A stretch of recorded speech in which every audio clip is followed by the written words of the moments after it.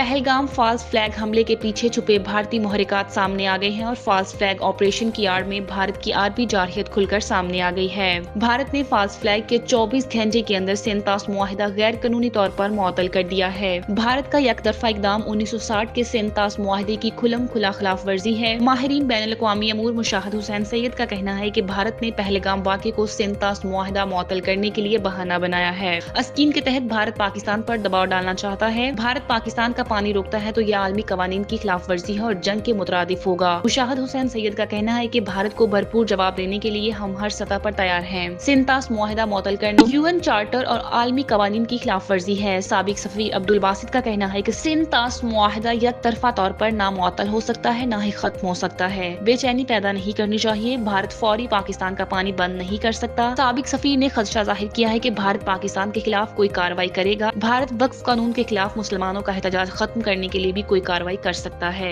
इस मुआहिदे में आलमी बैंक और दीगर कुव्वतें भी शामिल रही हैं।